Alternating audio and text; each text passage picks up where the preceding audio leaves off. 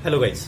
जब हम sexually transmitted diseases के बारे में बात करते हैं या संबंध से फैलने वाली बीमारी का बात करते हैं, लैंगिक संबंध से फैलने वाली बीमारी के बारे में बोलते हैं, तो सबसे पहले जो बीमारी का नाम याद आता है वो HIV और दूसरा जो है वो सिफिलिस, जिसे हम गर्मी की बीमारी बोलते हैं या गुप्त रोग बोलते हैं, जो आम भाषा में हम टर्म यूज करते हैं।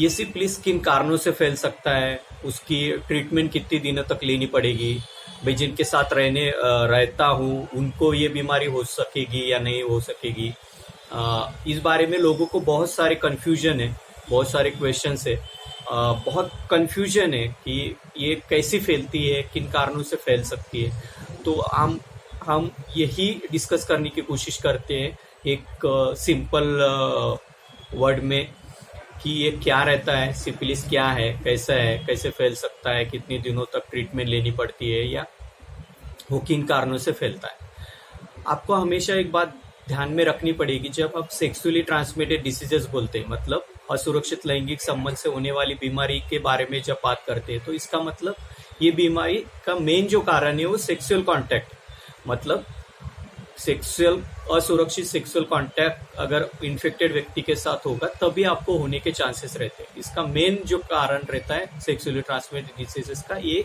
असुरक्षित लैंगिक संबंध ही रहते हैं। अब लोगों को सिफिलिस के बारे में बहुत सारी कंफ्यूजन है कि जब हम बोलते हैं कि एनल, ओरल या वजाइनल सेक्स हुआ तब आपको होने के चांसेस रहते हैं, मतलब इन्फेक्टेड व्यक्ति के साथ आपके असुरक्षित लैंगिक संबंध अगर आ गए तो आपको होने के चांसेस रहते हैं। इसमें लोगों को बहुत सारी क्वेरी ऐसी रहती है कि कहीं तो ब्लड गिर गया था किसी का तो मुझे उसके साथ कांटेक्ट हो गया, या कॉमन बाथरूम यूज किया वहाँ पे सीमेंट गिरा हुआ था उसके साथ मेरा कांटेक्ट आ गया तो इससे मुझे होगा क्या। एक बात हमेशा याद रखो, सिफिलिस करके जो बीमारी है वो एक बैक्टीरियल इन्फेक्शन है, जो ट्रेपनोमा पैलिडम करके जो बैक्टीरिया उसके इन्फेक्शन की वजह से होती है। अब कौन सा भी बैक्टीरिया, पैरासाइट या वायरस आपके बॉडी में एंटर करना चाहिए, उसके बाद ही आपको इन्फेक्शन होता है।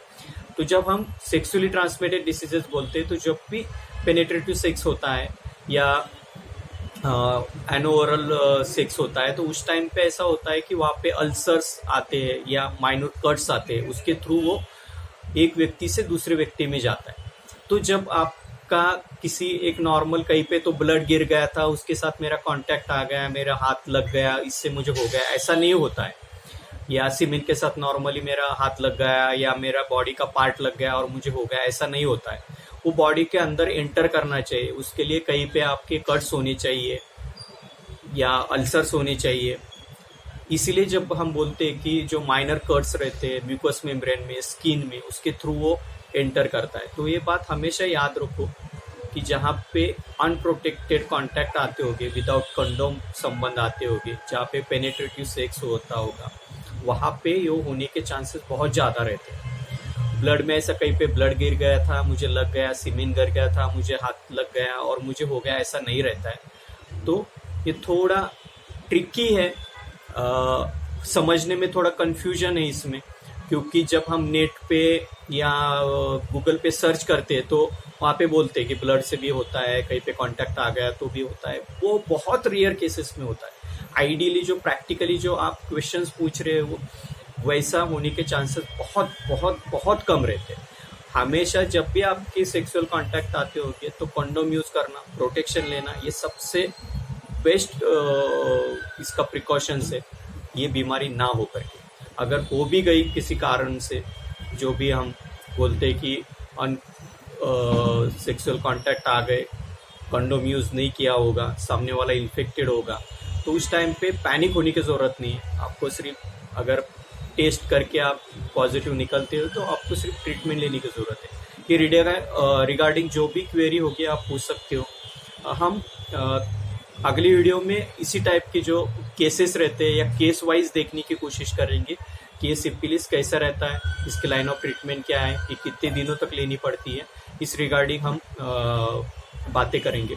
ठीक है गाइज, ये रिगार्डिंग कुछ क्वेश्चंस हो गए तो आप कमेंट में पूछ सकते हो। And please like, share and subscribe my channel. Thank you guys.